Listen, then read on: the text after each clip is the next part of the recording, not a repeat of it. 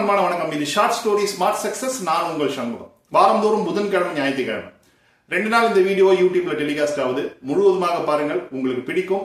Like பண்ணுங்க, மற்றவர்களுக்கு share பண்ணுங்க. இந்த வீடியோ குறித்த கருத்துக்களை கமெண்ட் பண்ணுங்க. கிராமம் அப்படின்னாலே அழகுதான். எல்லா கிராமமும் அழகான கிராமங்கள் தான். அதிலும் அந்த கிராமத்தில் இருக்கக்கூடிய ஒவ்வொரு தெருக்களும் மிக அழகு. அந்த மாதிரி அழகான ஒரு தெருவில் ஒரு வாசல்ல, வீட்டு வாசல்ல ஒரு தாயும் மகனும் உட்கார்ந்து பேசி கொண்டிருக்கிறார்கள். காலையில ஒரு 8 மணி இருக்கும். இந்த 8 மணி போல உட்கார்ந்து பேசிட்டு இருக்கப்போ தூரத்துல ஒரு அம்மா தலையில சுமையோட வராங்க. அவர்கள் கீரை விற்கக்கூடிய ஒரு பெண்மணி. அந்த அம்மா தூரத்துல இருந்தே வரும்பொழுதே அவர்களுடைய குரல் இவங்களுக்கு கேக்குது. ஏனென்றால் ஒரு தன்னம்பிக்கை மிக்க ஒரு நல்ல குரல். அது அந்த ஸ்லாங் சொல்லுவாங்க இல்லைங்களா, ஒரு ஸ்டைலா சேலுக்காக கூவுதல் சொல்லுவாங்க. அந்த மாதிரி அவர்கள் கூவி கூவி அந்த கீரையை வித்துட்டு இருக்காங்க. அவர்கள் கிட்ட வரும்போது தான் தெரியுது அந்த பெண்மணிக்கு ஏறக்குறைய ஒரு 48 வயசு இருக்கும். அவர்களுடைய முகத்துல ஒரு சோர்வு இருக்கு. ஒரு ஒரு பயங்கர ஒரு தள்ளாட்டமா தான் வந்துட்டு இருக்காங்க. இந்த வீட்டுக்கு கிட்ட வந்த உடனே அந்த பையன் அம்மா கிட்ட கீரை வாங்கலாம் அப்படின்னு சொல்றான். அம்மாவும் இந்த கீரை பெண்மணியை கூப்பிட்டு கீரை எவ்வளோ அப்படின்னு கேட்கிறாங்க. அந்த பெண்மணி சொல்றாங்க, ஒரு கட்டுடைய விலை 5 ரூபாய் அப்படின்னு சொல்லிட்டு அந்த கீரை விலையை சொல்றாங்க. உடனே இந்த வீட்டுக்கார பெண்மணி, எனக்கு 3 கட்டு வேணும், ஆனா நான் 5 ரூபாய் கொடுத்துலாம் வாங்க முடியாது. ஒரு கட்டை 3 கட்டை சேர்த்து எனக்கு 10 ரூபாய்க்கு கொடுங்க அப்படின்னு கேட்கிறாங்க. இந்த வியாபாரத்துல இவங்க 2 பேருக்கும் ரொம்ப நேரம் இந்த ஆர்குமெண்ட் போகுது. இந்த மாதிரி சொல்றாங்க, நான் ரொம்ப தொலைவில் வரேங்க, என்னால முடியாது, எனக்கு கிடைக்கிறதே கம்மியா தான் கிடைக்கும், அதெல்லாம் சொல்றாங்க. இந்த அம்மா பிடிவாதமா இல்ல எனக்கு இதுதான் கொடுங்க அப்படின்றாங்க. இந்த கீரை விற்கக்கூடிய பெண்மணி ஒரு கட்டத்துல கிளம்பலான்னு சொல்லிட்டு முடிவு பண்றாங்க. அப்புறம் டக்குன்னு என்ன நினைச்சாங்கன்னு சொல்லி தெரியல. சரிம்மா, நான் உங்களுக்காக கொடுக்குறேன்னு சொல்லிட்டு கொடுத்துடுறாங்க. இந்த பெண்மணி அதை வாங்கிக்கிறாங்க. 10 ரூபாய் காசை கொடுத்துடுறாங்க. இந்த கீரை விற்கக்கூடிய பெண்மணி அதை தலையில திருப்பி அந்த கூடையை எடுத்து வைக்கும் பொழுது அவர்களுக்கு திடீர்னு ஒரு தடுமாற்றம் வருது. ஒரு ஒரு மயக்க நிலைக்கு அப்படி அந்த மயக்கம் வரப்போ ஒரு கேர்னஸ் சொல்லல, அது மாதிரி ஒரு கேர்னஸ் அவங்க அந்த சிவத்தை பிடிச்சிட்டு அந்த இடத்துல உட்காந்துடுறாங்க. உடனே வீட்டுக்கார பெண்மணி பாக்குறாங்க, என்னம்மா நீ காலையில இருந்து எதுவும் சாப்பிடலையா, ஏன் இவ்வளவு சோர்வா இருக்க?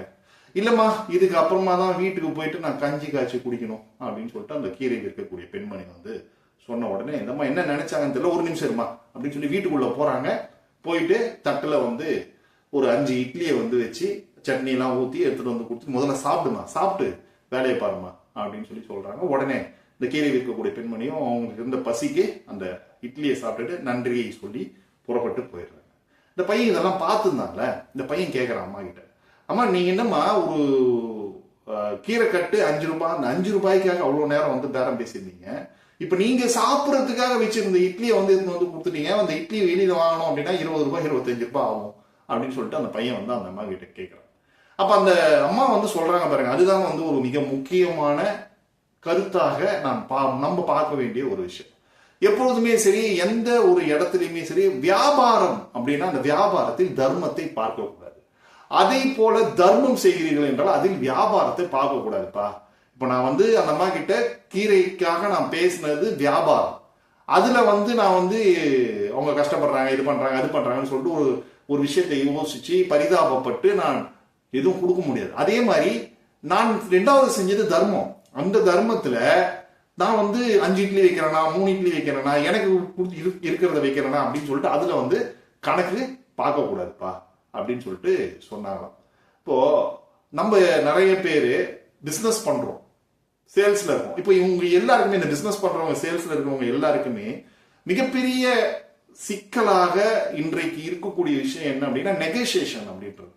இந்த நெகோசியேஷன் அப்படின்ற விஷயம் ஒரு வாடிக்கையாளருக்கும் ஒரு விற்பனையாளருக்கும் அது ஒரு டஃப்பான ஒரு டைம்ல தான் போய் நிற்கும். அந்த நெகோசியேஷன் பண்ணலாம், தப்பு கிடையாது. நெகோசியேஷன் பண்ணுவது தப்பு கிடையாது. ஆனால் அது எந்த அளவில் இருக்க வேண்டும், நீங்கள் எப்படி நெகோசியேஷன் பண்றீங்கன்றது பொறுத்து.